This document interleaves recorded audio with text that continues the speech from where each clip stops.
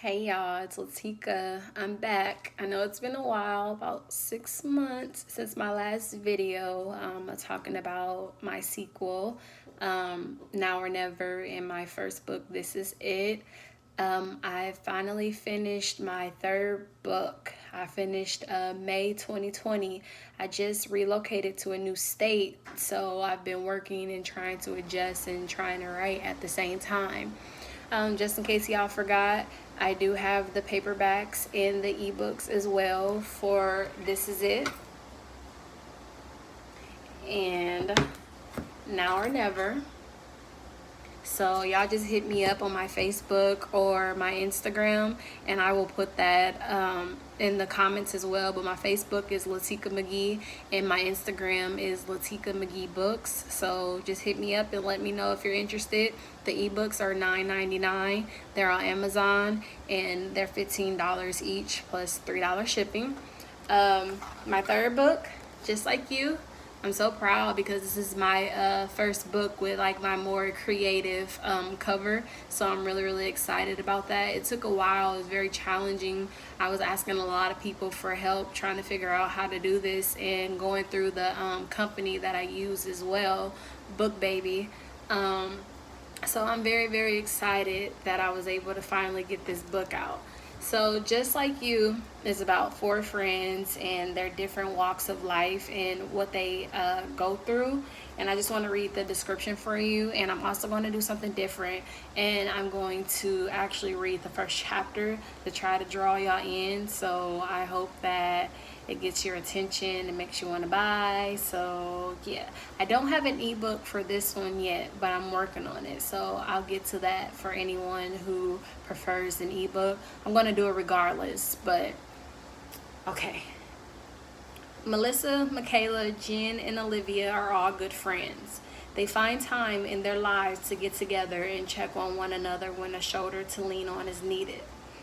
Melissa tries to balance loving herself, finding her worth, and letting go of childhood traumas. If or when love comes her way, Melissa hopes to never lose herself in loving a man ever again. Sorry. Michaela has dealt with so much that only a few individuals know about. She's torn between holding on to her marriage or her secret lover who has been around since she was a little girl. If you love someone, let it go. Michaela's love has come back into her life that forces her to make a life-altering decision. Then there's Jen. On the outside looking in, one would think she had it all together. Only her deceased grandmother knows what Jen harbors inside. She has abandonment issues and pushes people away before they can make their way to her heart. For her sake and others, she feels that's the best way to be. For years, Olivia had to fight. She remembered when her father was alive, she was protected. Olivia's friends are all she has because she's come from a family full of dysfunction and secrets. Olivia discovers her own meaning of life. If it's not one thing, it's another. Someone in this group of women gets a reality check when she tries to separate them with her deceitful actions. She learns they're more alike than they would like to. She learns they're more alike than she thought when it's too late, just like you. Sorry, y'all. Sometimes reading out loud, I get a little nervous, especially when I know there's an audience. It just makes me a little bit nervous. So I'm going to read the first chapter for y'all, though. Hopefully you like it, just like you. So this book is dedicated to all the women choosing not to become what you've been through. Keep healing, queens. So the first chapters are about Melissa. I'll go through the book. I'll talk about Melissa, and then I'll talk about Michaela, Jen, and Olivia. So Melissa's first chapter, I almost gave up. I was trying hard not to lose it. The man I'd fallen in love with was going to walk down the aisle in 4 days, and it wasn't with me. I was battling with my pride and my heart. Call him, my heart said. No, fuck him. Don't call him. He doesn't give a fuck about you. He did you wrong. He made his decision. You'll look dumb. My pride was a savage. No, call him, hear him out, see where his head is. This can't be true. My heart was so pure. There's no way he could marry her after the connection we made. The way we felt for each other was a once in a lifetime feeling. Neither one of us would ever feel anything as magical as that, even if he did decide to marry that woman. My heart won the battle with my pride. Girl, call him. My sis Kendra snapped me out of my trance. I forgot I called her to my house because I was hoping she knew more than I did, but she didn't. She was just as lost as I was about what was going on with Trey. What? No. I paused. I should, huh? I was torn. I was nervous. I was embarrassed. I checked his Facebook. He deleted every picture of us and every post about me. I knew that bitch had everything to do with that. This behavior wasn't him at all. His heart was too big to do me like this. I didn't know the bitch that he was about to marry, but I hated her. That cheating ass bitch knew that he was falling for me, and she knew she had to do something quick to lock him down. Mission fucking accomplished. Or was he using me to try to get over her? I wanted to cry. I was hurt, but I didn't shed a fucking tear. I decided to call. Hello, he answered. A part of me wanted to be gentle and understanding. However, the scorned woman inside me got straight to the point. Trey, you really about to marry her? Please tell me this is not true. This doesn't make any sense. What the hell are you thinking? I was talking so fast. Listen, Miss Lady, Melissa, I'm sorry. I loved hearing his southern accent. His deep baritone voice hypnotized me. You know what? I was just praying to God, and I was waiting for a sign. I didn't think you would call me. What does that mean, Trey? I know God did not tell you to marry that hoe. I yelled into the phone. Right, Kendra cheered me on. I covered the speaker on my phone and motioned for her to hush. He continued. I was sitting here thinking, was this what I needed to do? And I feel in my heart it is. I still love her. I try not to love her, but I do, he admitted. My heart sank to my stomach as I listened and my knees grew weak. So, you used me to get over her? I was trying so hard to keep it together. I wasn't going to try to convince him to stay with me. I loved him so much I didn't want him with her at all. She was toxic. Even his mother said so. She was using him.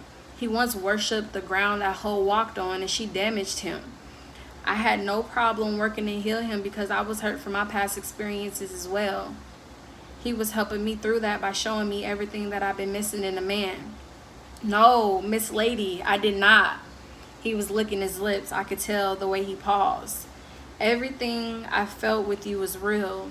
I'm sorry this is confusing to you, but you have to believe I didn't mean to hurt you. He sighed. So, me calling you is not a sign for you not to marry her? It took everything in me to call you. I don't want you back because my feelings are hurt. I'm confused, but most of all, I care about you. She's just going to cheat on you again, Trey. You don't love yourself. I was pissed. Oh, I love myself, he tried to assure me. No, you don't, I interrupted him, because if you loved yourself, you wouldn't be marrying her. She cheated multiple times with different men. She saw how happy you were with me and decided to interfere, and you let her because y'all were together almost 7 years? Time, history doesn't determine loyalty. Ask him what the fuck happened, Kendra whispered and yelled at the same time. You haven't seen this girl in months. How did this happen, Trey? I was pacing the floor. The fan blowing on the patio window was not cooling me down. I need answers. Okay, I respect you to give you the truth you deserve. So after I dropped you off that night, I ended up going to the club with my people. So you dropped me off to be with her? I was so confused because he showered me with expensive gifts that night. We had a special night and I felt like we bonded even more. When he drove me home, he held my hand and sang to me as he kissed my hand. I've never been so happy in my life. I've never had a man so romantic and sweet. I was on cloud 9. He was happy knowing he could make me happy. His ex never appreciated his efforts. He didn't want anything from me in return. I felt his energy. It was so strong. I don't know how to explain it. I could possibly sound very dramatic, but his energy, his love was suffocating me. I've never experienced anything like it. I had to tell him to let up. for him to allow me to breathe again. Just thinking back to that moment made me smile. I kissed him. He told me he loved me, and I told him the same. He waited until I was in the house before he drove off. That was the last time I saw him. Are you going to let me explain? Trey asked, pausing. I didn't say anything. I went to the club. I saw her there. A fight broke out at the club. Her ride left her, and I gave her a ride home. I'm sure there were so many memories that played in his head, being back in their first apartment together. I couldn't help being thoughtful like that and could only imagine why things happened the way they did. Did you sleep with her? We were still in a relationship when he ended up at her apartment, so I needed to know. Yes, he answered honestly. Then she started talking about us getting married, and I didn't tell you, but I never got rid of the ring I bought on her birthday. And when you saw that ring, you should have thought about why you never gave it to her. You can't heal going back to the hurt, I yelled into the phone. You know what? I wish you the best. I hope she changes, and out of respect of your union, you'll never hear from me again. Please don't contact me either. I'm not mad. I'll be okay. I just wanted to be done with this conversation. He was pissing me off. Melissa, you are such a good woman. I'm sorry I hurt you, but I gotta follow my heart and listen to what God is telling me, he said. God didn't tell you to do this. I hung up. Wow, fuck him. I'm calling his brother. Wait until I talk to him. Kendra walked away to call her man, who was Trey's bro. The two of them hooked me and Trey up, so I knew she was feeling bad. I told her don't beat herself up. I knew her intentions were good. Trey, for some reason, wanted to be where he was comfortable, even though that shit was dysfunctional. Long story short, I cut off all communication with Trey. I'm not going to lie, a part of me hoped that he would contact me. He went through with marrying her. 9 months later, he messaged me on Facebook and told me how much he loved me and he was done with her getting a divorce. Guess what? She cheated on his ass again with the same man she cheated with before they married. The bitch even embarrassed him publicly on Facebook and was arguing with his whole family. It was ridiculous. By then, I was over him though. I already cried and rebuilt myself up. I still loved and cared for him, but one time was enough. He was 2 days fresh broken up with his wife. I couldn't help myself. I entertained him on Facebook a little because I wanted to know what happened. I thought I would feel better hearing that she did him exactly how I told him she would, but I wasn't. It was a bad situation. I felt bad for him and advised him to take time for himself to find happiness within. I wanted to befriend and love him again, but I couldn't. Our trust was broken, and I wasn't going to give him the opportunity to hurt or embarrass me again. I found out they got right back together and expecting their first child. I pray it's his. So that's the first chapter. I hope y'all like it. I read it a little slow, to give y'all that little suspense, make y'all draw y'all in. Did you like it? Did you like it? Let me know. I'm so excited to have 3 books.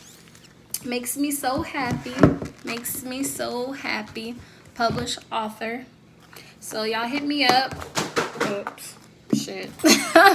Y'all hit me up and let me know what y'all think, and if you're interested for the books, I'll put the information in the description. I appreciate y'all, and I will be back with the 4th one. We'll see.